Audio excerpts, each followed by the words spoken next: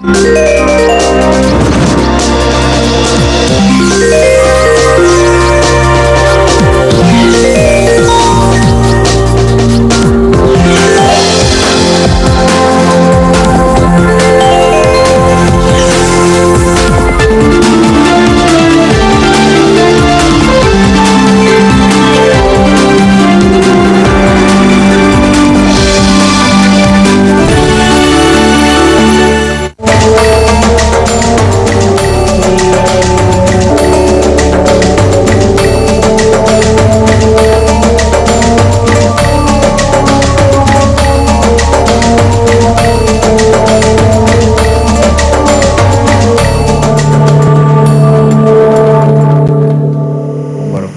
wabarakatuh. Para pemirsa, pada kesempatan yang baik ini saya ingin memperkenalkan apa dan bagaimana Power of Soul.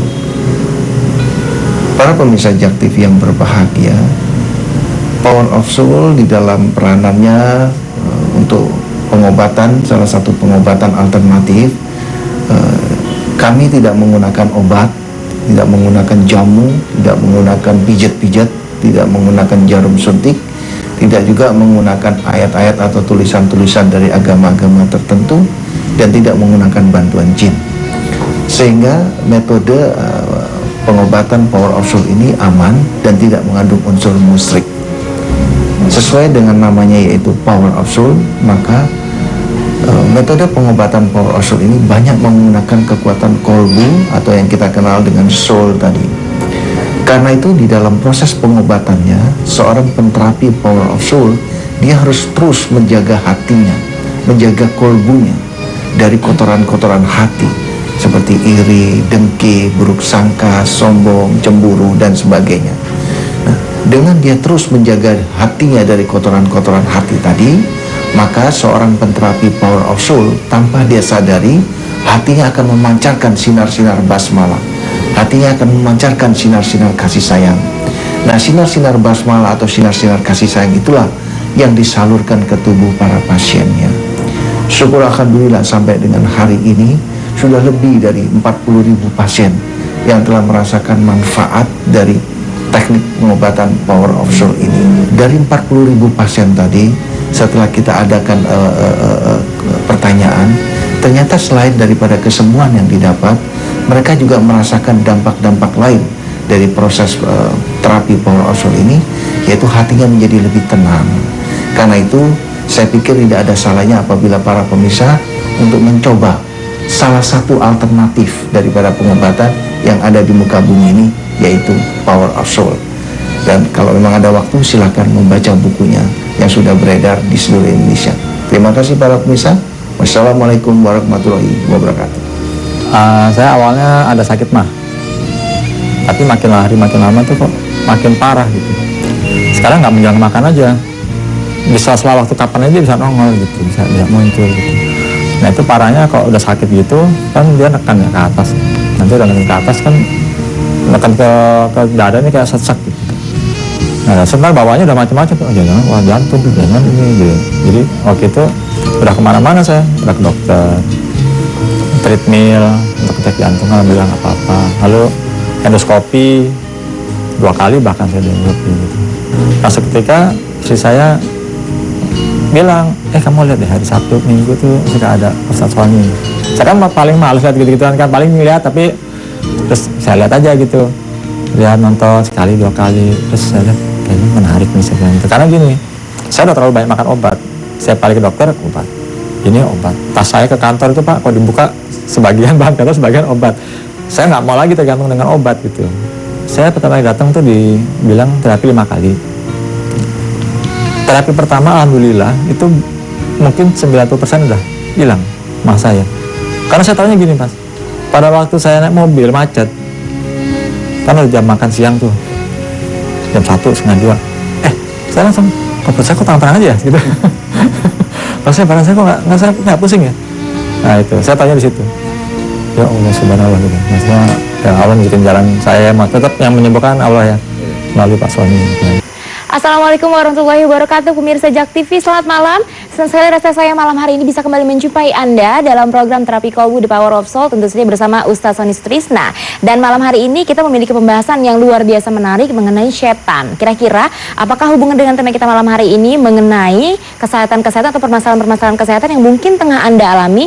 Kita langsung sapa dulu Pak Ustaz Soni malam hari ini. Assalamualaikum Pak Ustaz, apa kabar? Waalaikumsalam warahmatullahi wabarakatuh. Insyaallah alhamdulillah baik. Jadi kita malam hari ini temanya setan, mudah-mudahan dari tema ini nanti memang ada hubungannya dengan beberapa penyakit-penyakit yang mungkin dialami pemirsa aktif yang di rumah ya Pak Ustadz ya. Insyaallah. Kita akan bahas mengenai permasalahan setan dan ada Ibu Sumarti juga di sini. Assalamualaikum Ibu. Waalaikumsalam. Sehat malam hari ini. Alhamdulillah. Terima sehat. kasih sudah datang ya Ibu ya. Nanti kita akan ngobrol dengan Ibu Sumarti dan menanyakan kesan-kesannya atau pengalamannya menjalani seluruh rangkaian materi pengobatan di Power of Soul itu seperti apa. Tapi saya mau tanya dulu Pak Ustadz. Pak Ustadz, jadi sebelum kita membahas mengenai kenapa kita mengangkat tema setan ini, sebetulnya The Power of Soul ini yang menjadi metode paling utama untuk seluruh rangkaian pengobatannya apa Pak Ustadz?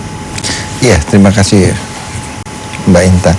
Assalamualaikum warahmatullahi wabarakatuh. Para pemirsa JAK TV yang dimuliakan oleh Allah dan berbahagia. Para pemirsa, pada malam hari ini kita akan coba menghadirkan tema kita yaitu syaitan. Saya pikir tema ini sangat menarik ya untuk kita jadikan sebagai obrolan kita di malam hari ini. Menjelang kita mau tidur, kita ngobrol sedikit tentang syaitan. Karena menurut saya selama ini kita mengidentikan syaitan itu sebagai sesuatu yang serem-serem. Bahkan ada yang membayangkan setan itu seperti sundel bolong ya, atau setan itu seperti vampire dan macam-macam. Ada yang kolor hijau lah, macam-macam gambaran tentang syaitan ini. Namun kalau kita lihat para pemirsa pada kitab suci Al-Quran, khususnya di dalam surat An-Nas, sebenarnya Allah sudah membuka wajah si setan tadi itu seperti apa. Kalau kita perhatikan di dalam surat An-Nas, di sana ternyata artinya adalah setan itu bisa berada di dalam diri jin dan setan itu bisa berada di dalam diri manusia.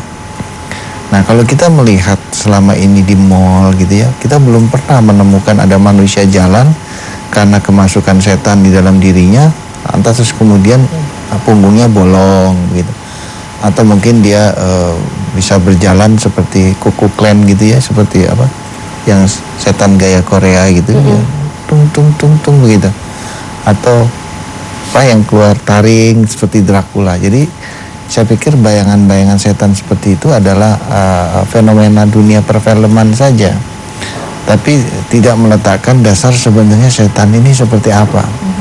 Karena itu sebenarnya sudah tidak perlu lagi yang namanya kita harus takut dengan bayangan-bayangan yang fenomenal tadi, yang dimana kita bayangkan setan dalam bentuk apa pocong, setan dalam bentuk apa sundel bolong, dan saya pikir itu menurut saya kurang tepat karena tidak ada seperti itu.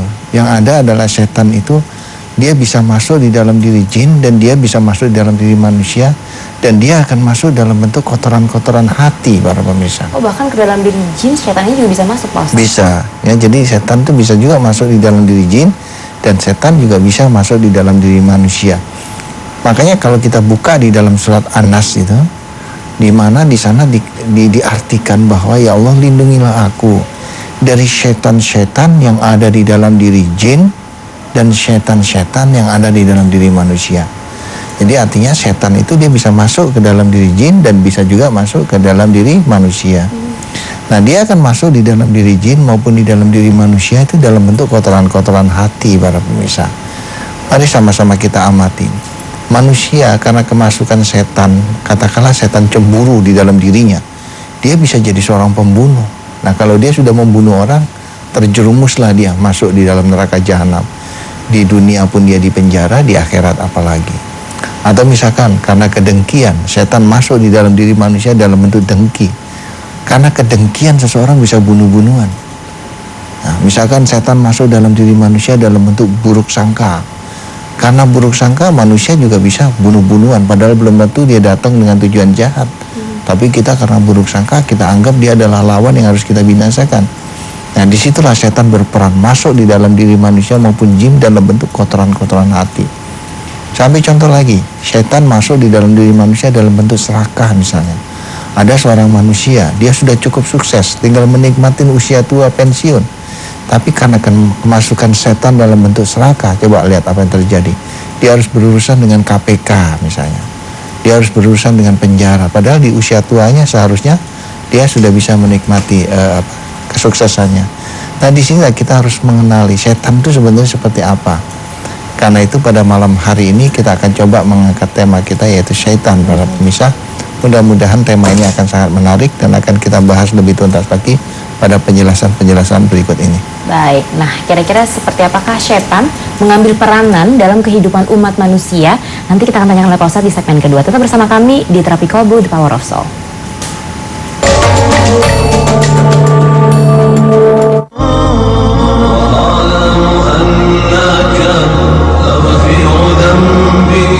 Assalamualaikum warahmatullahi wabarakatuh.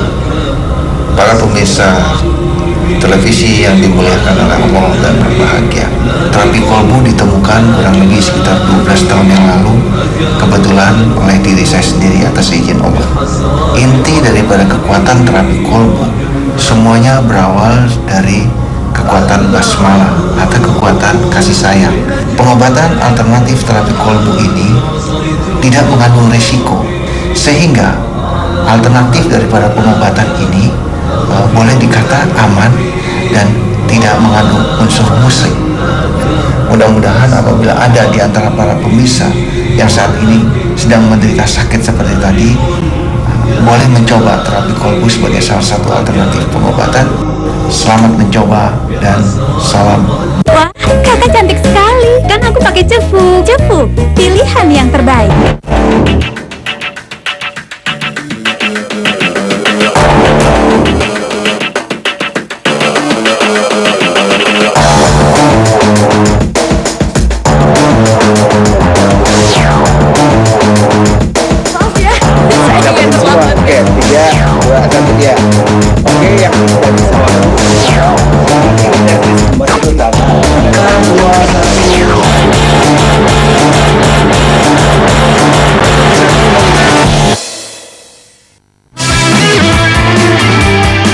Gua seperti ini dibuat untuk rumah Loma Skywalker yang terkenal. Nama Danau Tengkorak mungkin agak menyeramkan ya. Jika cerita yang berkembang tentang pulau ini berbau mistik dan tahayul. Mau detail ceritanya, langsung aja kita lihat sama-sama. Harga untuk mendapatkan babysitter atau nanny berkualitas sangatlah tinggi. Harlem Shake, video yang menjadi sangat terkenal di situs YouTube. Siapin banyak banget berita-berita yang unik, yang menarik, dan juga yang luar biasa keren banget buat kamu.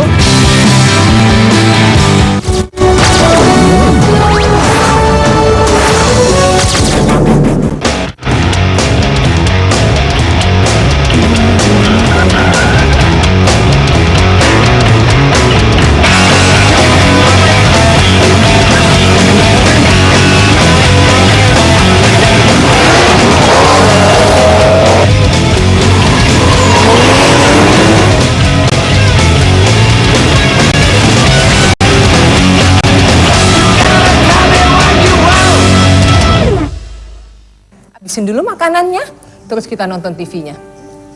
Oh, pinter anak ibu. Ada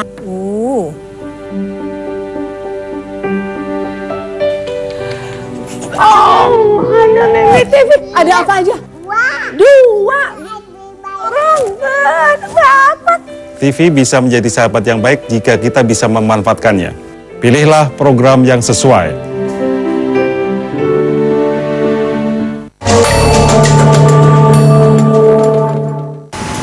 Masih bersama kami dalam Terapi Kolbu The Power of Soul. Malam hari ini kami masih akan mengingatkan Anda untuk mencatat alamat dari Power of Soul. Ada di Jalan Utan Kayu Raya, nomor 24 Jakarta Timur 13120. Nomor teleponnya bisa Anda catat di 0218582029 atau 0218500413. Terakhir di 0217058031. Kita masih bersama Ustadz Sony Sutrisna di sini, Pak Ustadz.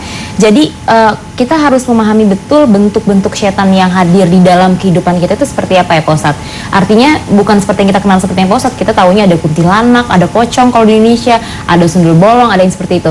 Tapi sebetulnya bentuk dari setan itu sendiri, supaya kita bisa jauh dari kotoran-kotoran hati yang sebetulnya bentuk dari setan itu sendiri, seperti apa sih kita harus paham bahwa dia sudah datang di dalam tubuh kita gitu Pak Ustadz? Sudah merasuki kita Pak Iya, Ustadz? saya pikir ini satu pertanyaan yang baik. Jadi selama ini kita sangat disesatkan, sangat amat disesatkan oleh fenomena-fenomena gambaran di dalam film-film bahwa setan itu bentuknya seperti ini ya kan? Membelokkan makna gitu ya, Ya, Pak Ustadz. membelokkan arti yang sebenarnya. Padahal kita ini harus mengenali musuh kita ini. Musuh kita ini kan setan tadi.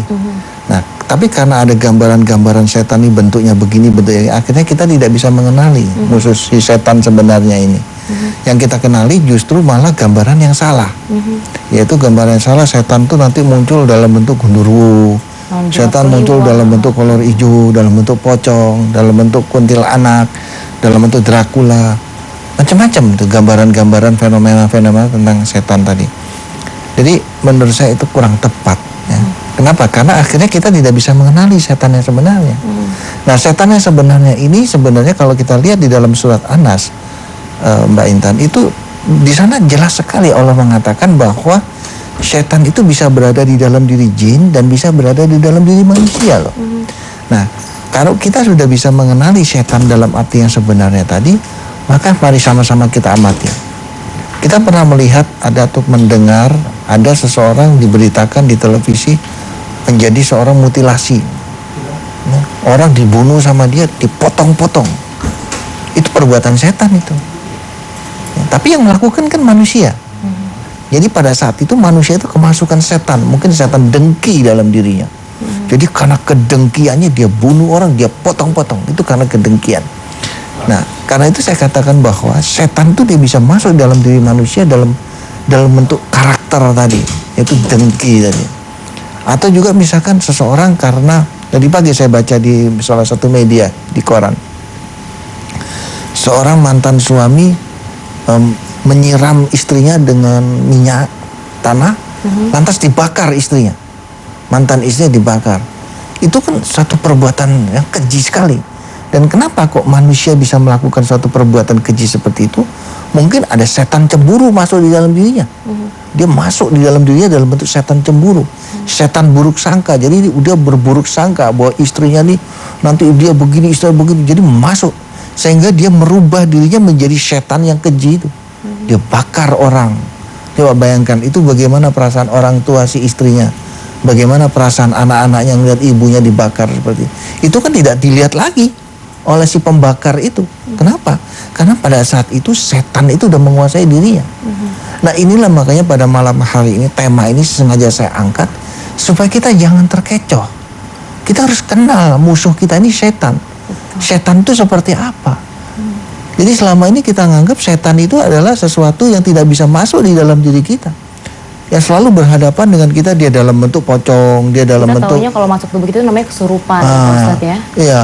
Kita melihatnya setan itu dalam bentuk yang macam-macam. Padahal setan bisa masuk dalam diri kita. Dia dalam bentuk kotoran-kotoran hati. Nah, dan juga kita dengan tema setan ini akhirnya kita bisa lebih mengenali bahwa ternyata tidak semua jin itu jahat. Ya, sama kayak manusia. Tidak semua kan manusia itu pembunuh. Ada yang baik. Demikian juga dengan jin. Tidak semua jin itu jahat.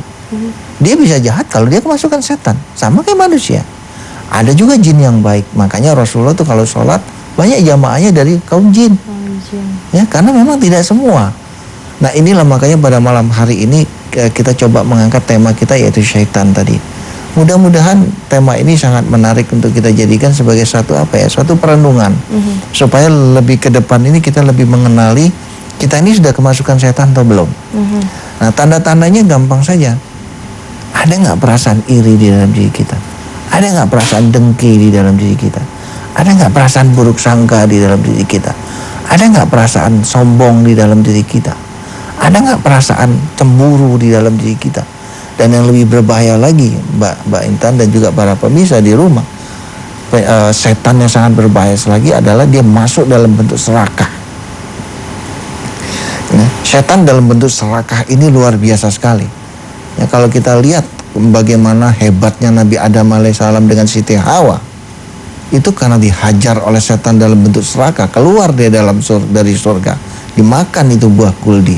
Padahal kalau kita lihat di surga itu semua makanan ada, semua buah ada, yang lezat-lezat ada lagi di surga, ada buah busuk, semua enak semua. Tapi kena dia setengah setan serakah, masuk di dalam dirinya, dimakan tuh larangan, dimakan buah kuldi, keluar dari surga. Nah, makanya pada malam hari ini kita harus mengenal setan itu seperti apa. Jadi jangan terus kemudian setan itu digambarkan dengan yang aneh-aneh, akhirnya kita lupa, kita lengah. Setan sebenarnya itu seperti apa. Dan dia akan masuk di dalam diri kita. Karena itu para pemirsa JAK TV yang berbahagia, dengan tema kita syaitan, kita akan lebih mengenali setan seperti apa, sehingga kita bisa lebih menjaga diri kita maupun putra-putri kita. Kalau suatu hari putra-putri kita mulai didekati oleh syaitan, misalkan putra-putri kita tiba-tiba iri dengan saudaranya, saudaranya dibelikan ini, dia iri dengan saudaranya, hati-hati, anak kita sedang didekati oleh syaitan. Misalkan lagi anak kita misalkan sedang dengki dengan seseorang, hati-hati, anak kita sedang didekati dengan syaitan. Jangan dibiarkan. Kalau anak kita dikuasai oleh syaitan dalam bentuk kotoran-kotoran hati tadi, naudzubillahi min dzalik, jangankan wali, jangankan kiai, jangankan nabi sekalipun, kalau ngomong nggak akan didengar para pemirsa. Apalagi kita sebagai orang tua nggak akan didengar kalau anak kita ini sudah dikuasai oleh setan. Sampai contoh misalkan bagaimana pada waktu peristiwa Nabi Nuh, seorang nabi menyadarkan putranya sendiri nggak bisa. Kalau kita lihat Nabi Ibrahim alaihissalam, seorang nabi, bapaknya ilmu tauhid, menyadarkan bapaknya sendiri nggak bisa. Rasulullah sendiri pada saat beliau ingin menyadarkan pamannya nggak bisa. Karena itu saya ingatkan diri saya dan juga kita semua, kalau putra-putri kita sudah mulai didekati oleh syaitan yang sebenarnya, hati-hati. Ajarkan anak kita kalau dia sudah mulai iri, nak jangan, kamu nggak boleh iri sama saudaramu. Kalau misalkan anak kita sudah mulai buruk sangka sama orang, nak jangan. Nggak semua orang itu jahat. Jadi jangan terus kemudian kita malah cekokin anak kita dengan apa yang maunya setan mau. Nah mudah-mudahan pertemuan kita malam hari ini bisa memberikan suatu pandangan tentang setan dalam arti yang sebenarnya, seperti petunjuk yang Allah berikan di dalam kitab suci, khususnya dalam surat An-Nas, bahwa setan itu adalah musuh